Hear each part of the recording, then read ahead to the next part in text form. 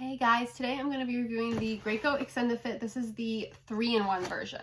So this is the version that is a rear-facing seat, a forward-facing seat, and a high-back booster. It does differ a little bit in its install rules and things than the 2-in-1.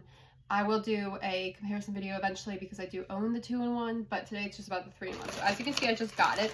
So I did want to do part of this video as how to put it together because this is one of the car seats that require these guys, the cup holders. So as you can see, they're not on there when you get the seat, and you do have to install them. Like, they are part of, as per the manual, they are required for the seat. They are part of the crash absorbing technology in the seat. So they are not removable once they snap in, and they are required. So when you put them in, you put it on, and then you push down until it snaps.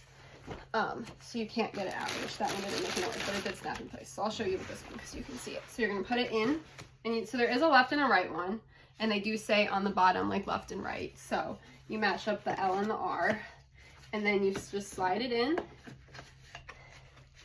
and click it into place, and then you should not be able to pull them out. Like, I have a lot of people say, oh, my kid takes them out and they've lost it in the car. They shouldn't be able to pull it out. It's in there. Like, I'm lifting up this whole seat pulling on this and it's not moving. So it does need to be in there. Always make sure that you fill out your information right there and mail it back or do it online, because that's how you find out about recalls. And read your manual. It comes with the seat. So this is the Graco Extend2fit 3-in-1. It does come with an English and a Spanish version, so good to know. And this is the Graco Extend2fit 3-in-1. It comes with infant inserts in and shoulder pads.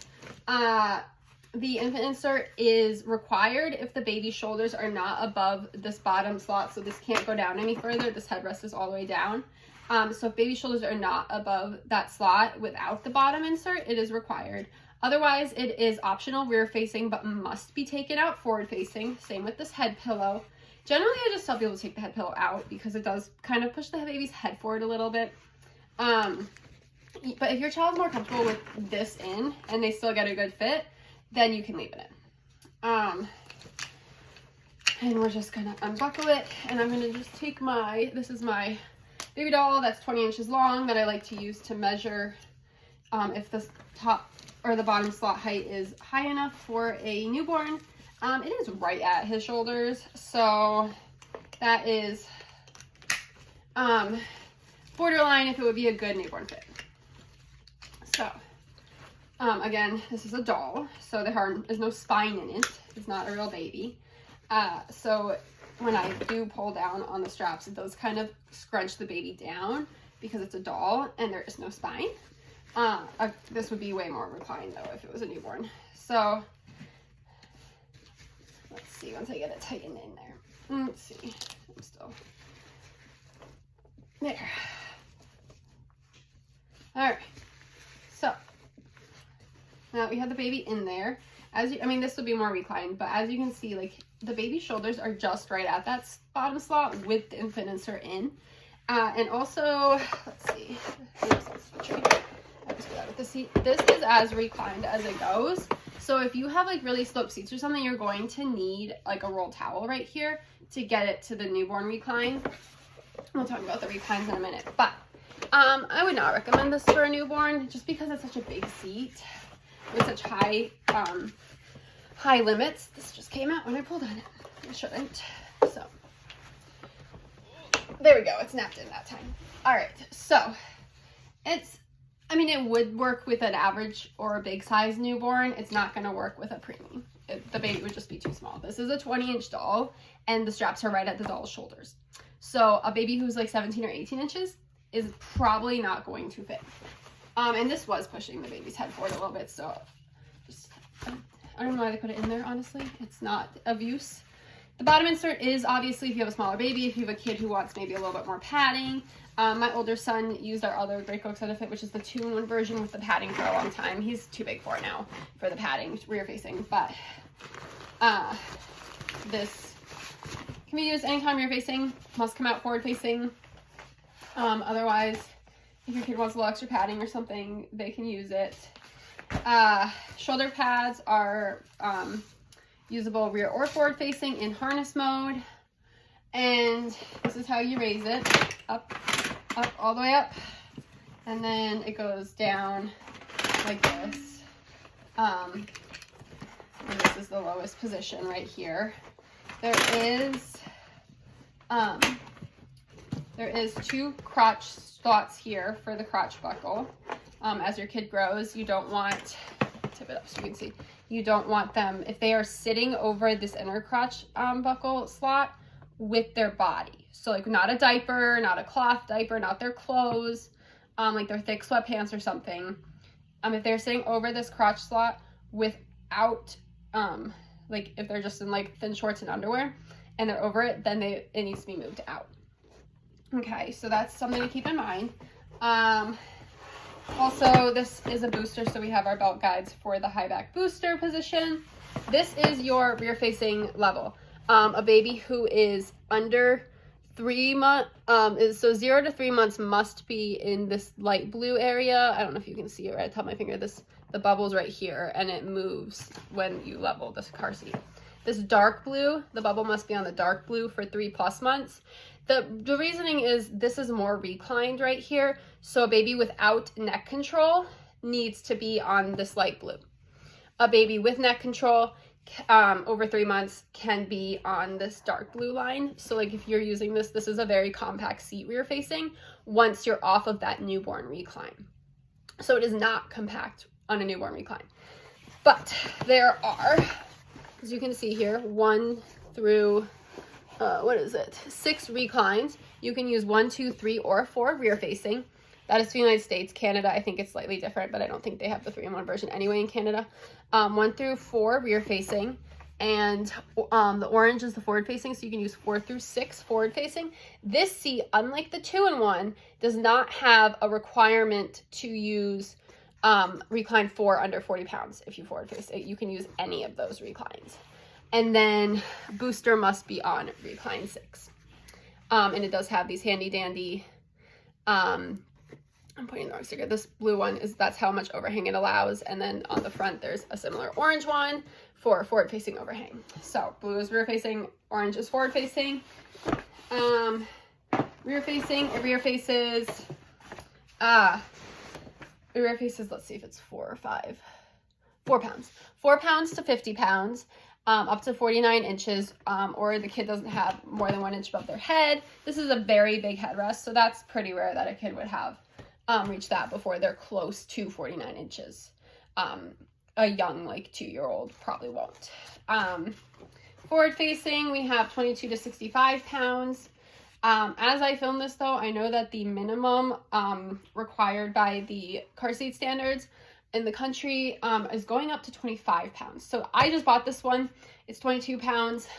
Within the next year, the new ones coming off are going to say 25 pounds. So that's something to keep in mind.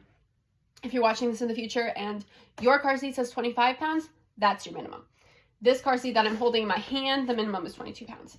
That being said, 22 pounds is a pretty small kid. You're going to want to rear face till 2 minimum. This is an extended rear facing seat. So really people who buy this seat, you're looking for a car seat that's going to rear face your child a long time. Now, if you have like a 99th percentile kid and you're just trying to get to 2 rear facing, this is also a good option for you. But if you have like a 30th percentile kid and you're just trying to get to 2, you could have a lot more seats to choose from.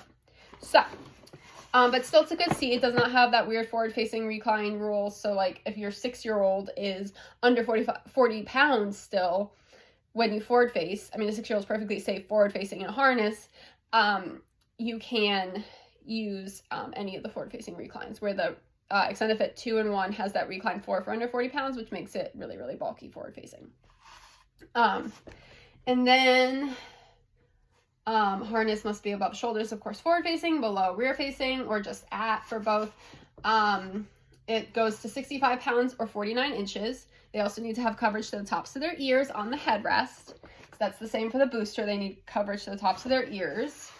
And then the booster is 40 to 100 pounds and at least 4 years old. Now, as a CPST, I'm going to say you want to harness your kid till 5. because it's a maturity thing. You need your child to be able to sit correctly the whole ride. Now, this is a high back booster, so it does have the side wings to remind a child. But again, the child needs to be able to sit correctly before they use the booster. So if you have like an immature 6-year-old who is not 65 pounds or 49 inches and fits in this harness, then keep using it. Now, if the straps do go below their shoulder, then it's outgrown, even if they haven't met one of those other maxes, and then you need to use the booster. Which again is a little bit higher. Like, this is the top slot I have here, and you can see the harness ends here, and the booster belt path is right here. I will do an install video on this car seat. And another difference it has from the 2-in-1 is that it has rollers for this. So like a lot of people have issues with the 2-in-1 harness being difficult to tighten. This one has those rollers. I don't know if you can hear that, but that makes the harness just go smoother. It does have this foot panel. You can use it rear facing, but if you're looking for a compact rear facing seat, you're not going to want to use this because this adds, look at that, like 3 inches of space. So if you need a compact rear facing seat, you're going to have this in anyway. Okay. Like, we use our 2-in-1 in a Prius, and this foot panel has never been out. Now, if I put this in my Ascent, then that I do all my car seat videos in, then yeah, I can have the foot panel out and have it on Recline 4 and have plenty of space. But if you have a smaller car and you're looking for a compact car seat rear facing, this is a fantastic option, whether you're looking to rear face to 5 or 2, because of the forward facing rules are good too, but you're not going to use that for a tree. Now, granted, the seat's pretty big. I mean, my 3.5-year-old sits in the 2-in-1 and is perfectly happy. This is also going to be a seat, but it's just going to be in my car. And then you change your recline right here. This is what changes it, so it goes back and forth. It's very straightforward. And I forgot one more thing. So you do have lower anchor straps. They're the nice click-on kind. That is great. They just store right here on the side when they're not in use. If you're rear facing and you're using a seatbelt install, you need to lock the seatbelt. If you're forward facing and you're using a seatbelt, again, you need to lock the seatbelt. If you're rear facing, you need to move. If you're using the seatbelt, you need to move the latch straps to the forward facing belt path. I need to show you. So this is the rear facing belt path where the lower anchor straps are through. This is the forward facing belt path when you're installed forward facing. And we have the top tether is stored on this side right here where my hand is. See, pull the top tether out. You will want to use that forward facing. It's just so much safer. And then this is where the other lower anchor is stored. And yeah. Also, when you're converting it to high back booster, you will store your harness buckles, the shoulder and the chest clip and these little buckles in there, and you just remove this. It just pops right out. So that's how it becomes a high back booster. That's where you store them. And let me know if you have any questions. I am a CPST. I review car seats to help make your search easier. Oh, I didn't even realize this. It has little pockets right here on the side for buckles. I don't know if you can see. It's like right there. Kind of here. Let me show you from the side. This is where the buckle is, where the pocket is. So these little puppy dogs go right in there, and that's super nice. And you can just have the harness out of the way when the kid climbs in. This folds forward pretty easily, like it seems to be staying forward really well. I mean, maybe at a more reclined rear facing, it may not. Like and follow, subscribe for more car seat reviews, and follow me on Instagram at the Car Safe Kids. Have a great day.